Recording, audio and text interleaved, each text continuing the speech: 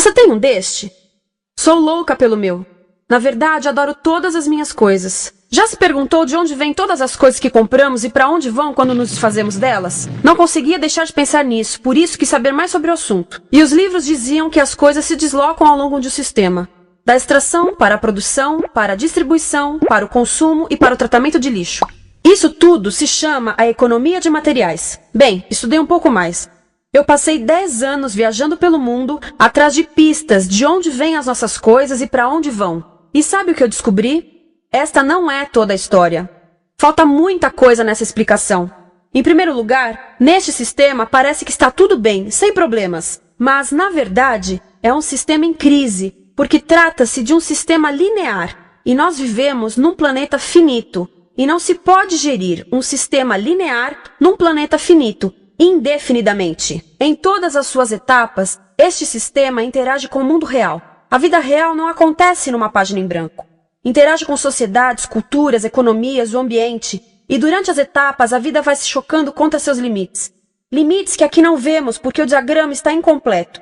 Então voltemos atrás para preencher alguns espaços e ver o que falta. Uma das coisas mais importantes em falta são as pessoas. Sim, pessoas. As pessoas vivem e trabalham em todas as etapas desse sistema, onde algumas são um pouco mais importantes que outras. Algumas têm maior poder de decisão. Quem são elas? Comecemos pelo governo. Meus amigos dizem que eu devia usar um tanque para simbolizar o governo, e isso é uma realidade em muitos países, e cada vez mais também no nosso. Afinal, mais de 50% dos nossos impostos vão para os militares. Mas vou usar uma pessoa para simbolizar o governo, porque acredito nos valores e na visão de que o governo deve ser das pessoas, pelas pessoas, para as pessoas. A função do governo é olhar por nós, cuidar de nós. Esse é o seu trabalho. Depois vem as corporações. O que leva as corporações a parecerem maiores que o governo é porque elas são maiores que o governo. Atualmente, entre as 100 maiores economias da Terra, 51 são corporações. À medida que as corporações foram crescendo, em tamanho e poder, assistimos a uma pequena mudança no governo, como se estivessem mais preocupados com o bem-estar deles do que com o nosso. Muito bem, então vejamos o que mais falta nessa imagem. Começaremos pela extração, que é uma palavra pomposa para exploração de recursos naturais, que por sua vez é uma palavra pomposa para destruir o planeta. A verdade é que cortamos as árvores, arrebentamos as montanhas para extrair os metais, consumimos toda a água e exterminamos os animais. Aqui enfrentamos o nosso primeiro limite. Estamos ficando sem recursos naturais. Estamos utilizando demasiados materiais. Sei que isto pode ser difícil de ouvir, mas é a verdade. Por isso temos que lidar com isso. Durante apenas as 3 últimas décadas, foram consumidos 33% dos recursos naturais do planeta. Desapareceram. Cortamos, minamos, perfuramos e destruímos o planeta tão depressa que estamos debilitando a capacidade do planeta para sustentar o nosso modo de vida. Aonde eu vivo, nos Estados Unidos, resta-nos menos de 4% da nossa floresta original. 40% dos cursos de água estão impróprios para o consumo. E o nosso problema não é apenas estarmos utilizando demasiados recursos, mas o fato de estarmos utilizando mais do que a nossa parte. Temos 5% da população mundial, mas usamos 30% dos recursos mundiais.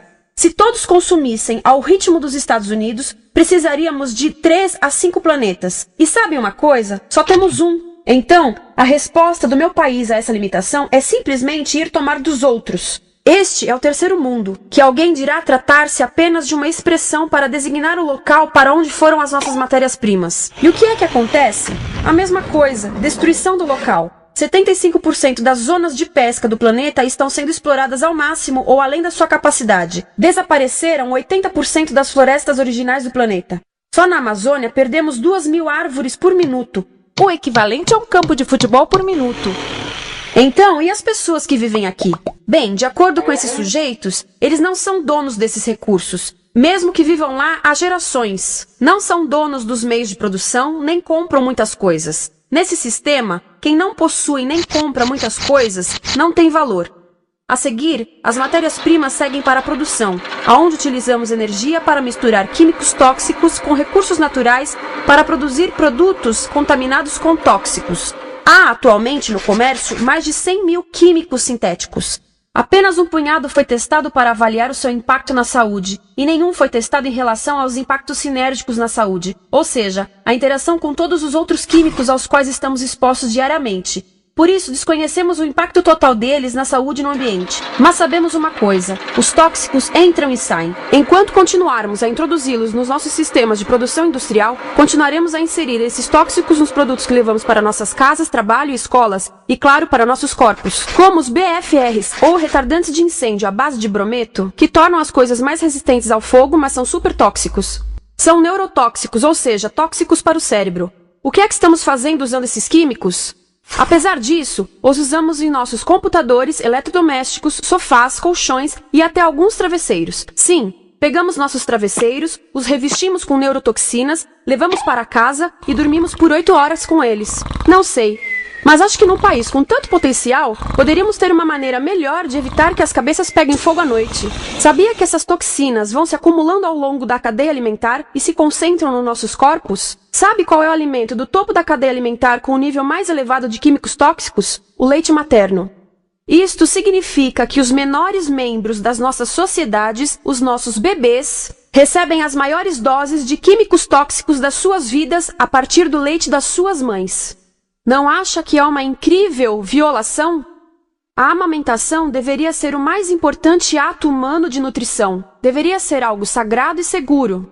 A amamentação continua a ser o melhor e as mães devem amamentar, mas nós deveríamos proteger esse ato. Eles deviam protegê-lo. Eu pensava que zelavam pelos nossos interesses. As pessoas que mais sofrem com esses produtos químicos são os trabalhadores das fábricas. Muitos são mulheres em idade reprodutiva, que trabalham com toxinas que afetam a gestação, carcinogênicos e muito mais. Agora eu pergunto, que tipo de mulher em idade reprodutiva trabalharia no emprego deste, exposta a estas toxinas, a não ser uma mulher sem outra alternativa? Essa é uma das maravilhas desse sistema. A erosão dos ecossistemas e economias locais, aqui, garante um fluxo constante de pessoas sem alternativas. No mundo, há 200 mil pessoas por dia se deslocando de ambientes que as sustentaram ao longo de gerações para cidades, onde muitas vivem em bairros de lata, à procura de emprego, por mais tóxico que seja. Não só os recursos são desperdiçados ao longo desse sistema, mas também pessoas, comunidades inteiras são desfeitas. Sim, as toxinas entram e saem. Muitas delas saem das fábricas em produtos, e muitas mais saem como subprodutos, ou poluição. E estamos falando de muita poluição. Nos Estados Unidos, as indústrias admitem liberar mais de 1.800.000 quilos de químicos tóxicos por ano. Deve ser muito mais, porque isso é o que eles admitem. Trata-se de outro limite, porque quem quer ver e respirar 1.800.000 quilos de químicos tóxicos por ano? Então o que eles fazem? Mudam as fábricas poluidoras para o estrangeiro, para poluir outros países. Mas, surpresa, grande parte dessa poluição volta para nós trazida pelo vento. E o que acontece depois de todos os recursos naturais serem transformados em produtos? Passam por aqui, para a distribuição, o que significa vender todo o lixo contaminado com toxinas o mais rápido possível. Aqui, o objetivo é manter os preços baixos, com as pessoas comprando os produtos em constante movimento. Como eles mantêm os preços baixos? Pagam salários baixos aos trabalhadores das lojas e restringem o acesso aos seguros de saúde sempre que podem. Tudo se resume em exteriorizar os custos. O verdadeiro custo da produção não se reflete no preço. Em outras palavras, não pagamos aquilo que compramos. Outro dia estive pensando nisto.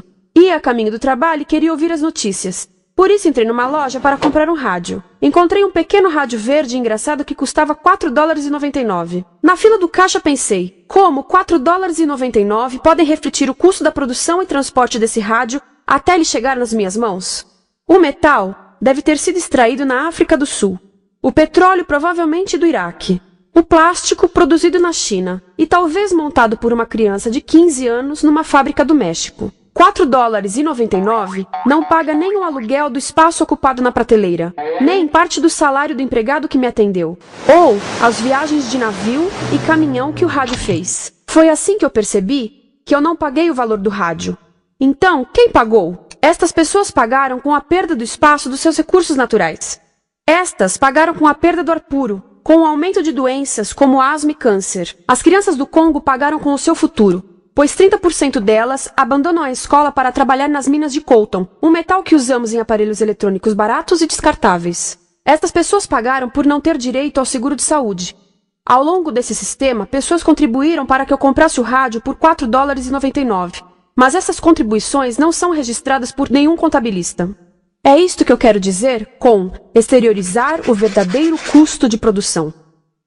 E isso nos leva à seta dourada do consumo. O coração do sistema, o motor que impulsiona. É tão importante proteger esta seta que se tornou prioridade daqueles dois sujeitos.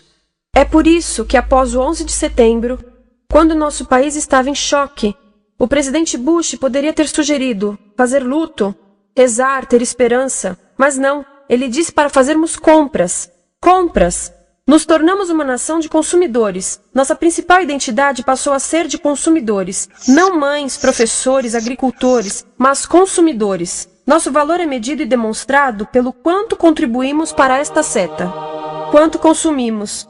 Não é isso que fazemos? Compramos, compramos, compramos. Manter os produtos circulando. E como circulam? Sabe qual a porcentagem dos produtos que circulam através desse sistema que ainda são usados 6 meses depois da venda na América do Norte? 50%? 20%? Não, 1%. 1. Em outras palavras, 99% das coisas que nós cultivamos, processamos, transformamos, 99% das coisas que percorrem o sistema são lixo em menos de 6 meses. Como é que podemos gerir um planeta com esse nível de rendimento? Mas não foi sempre assim. Hoje, o consumidor médio americano consome o dobro que há 50 anos. Pergunte à sua avó.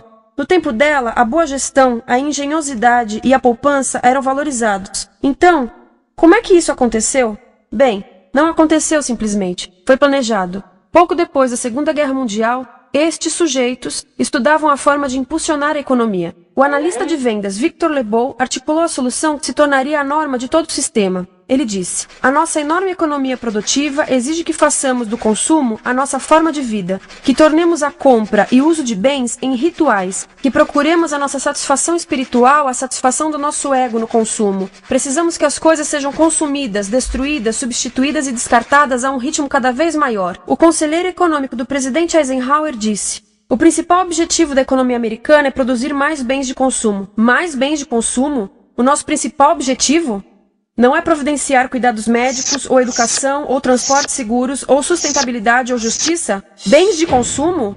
Como é que eles nos fizeram adotar esse sistema de forma tão entusiástica? Bem, 2 das suas estratégias mais bem-sucedidas são a obsolescência planejada e a obsolescência perceptiva. A obsolescência planejada é uma outra forma de dizer criado para ir para o lixo. Eles fazem as coisas de modo que sejam inúteis tão rápido quanto possível para jogarmos fora e voltarmos a comprar. Isso é óbvio em sacolas ou copos de plástico, mas verifica-se isso em coisas maiores como esfregões, DVDs, máquinas fotográficas, churrasqueiras, quase tudo. Até computadores. Já reparou que quando compra um computador, a tecnologia muda tão rápido que em poucos anos se torna quase um impedimento para a comunicação? Fiquei curiosa e abri um desses computadores para ver o que tinha dentro. E descobri que a peça que se muda a cada ano é apenas uma pecinha no canto. Mas não se pode mudar apenas essa peça, porque cada nova versão tem um formato diferente. Tem que jogar tudo fora e comprar um novo. Estive lendo sobre o design industrial da década de 50, quando a obsolescência planejada começou a aparecer.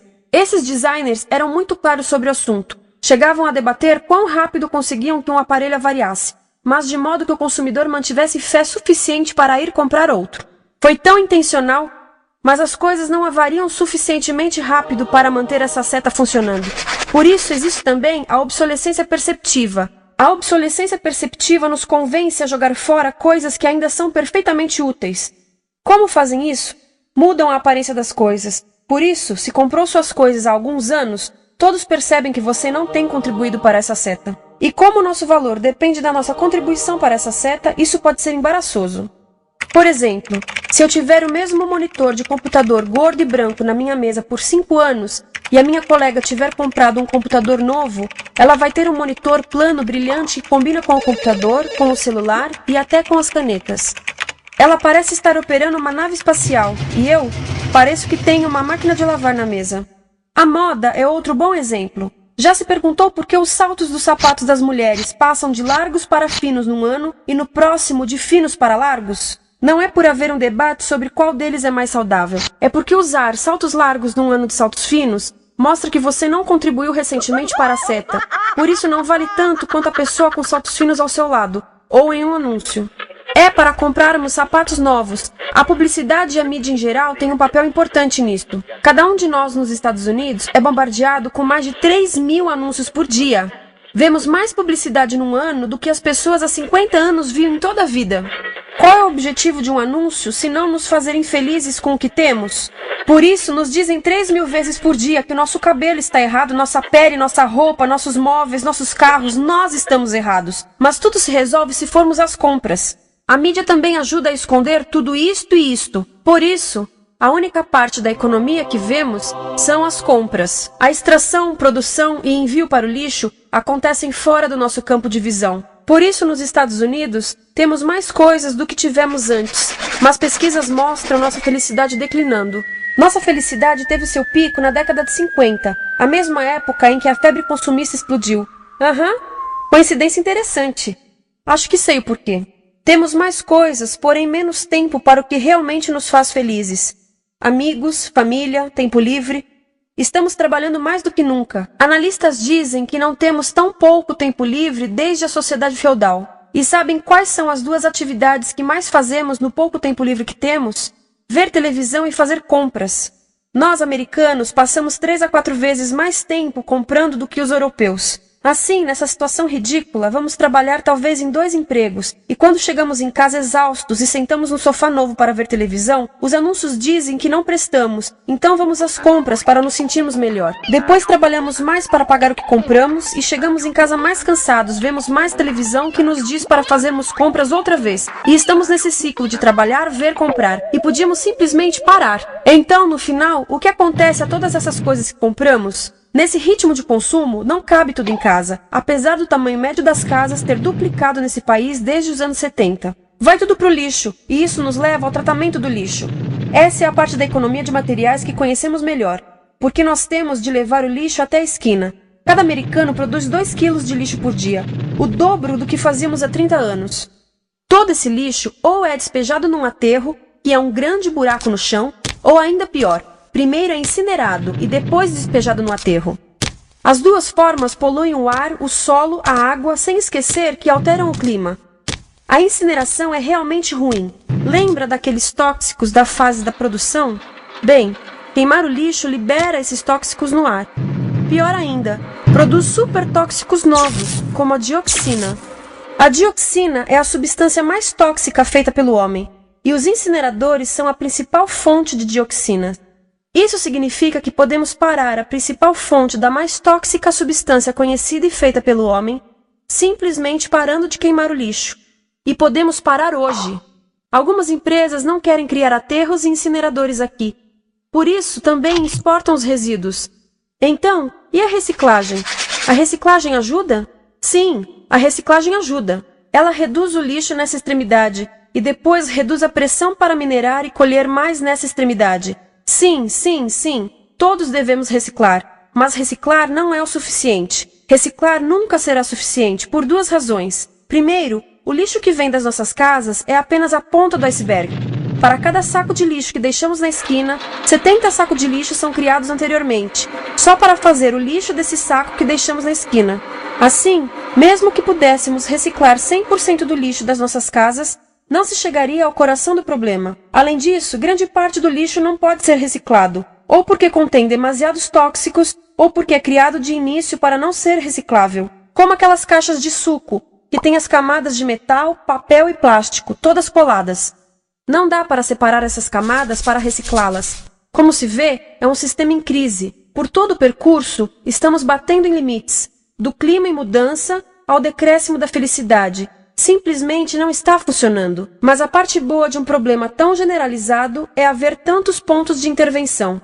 Há pessoas trabalhando aqui salvando florestas, e aqui na produção limpa. Pessoas trabalhando em direitos do trabalho, em comércio justo, em consumo consciente, no bloqueio de aterros e incineradores. E muito importante, em recuperar o nosso governo, para que seja realmente pelas pessoas e para as pessoas. Todo esse trabalho é criticamente importante, mas as coisas vão realmente começar a se mover quando enxergarmos as ligações, quando enxergarmos o panorama geral. Quando as pessoas ao longo do sistema se unirem, poderemos reivindicar e transformar esse sistema linear em algo novo, um sistema que não desperdice recursos ou pessoas, porque aquilo de que precisamos nos livrar é da antiga mentalidade de usar e jogar fora. Há uma nova escola de pensamento nesse assunto, e é baseada em sustentabilidade e equidade, química verde, 0 resíduos, produção em ciclo fechado, energia renovável, economias locais vivas, já está acontecendo. Há quem diga que é irrealista, idealista, que não pode acontecer. Mas eu digo que quem é irrealista são os que querem continuar pelo velho caminho. Isso é que é sonhar. Lembre-se que a velha forma não aconteceu por acaso. Não é como a gravidade que temos que conviver. As pessoas a criaram, e nós também somos pessoas. Por isso vamos criar algo novo.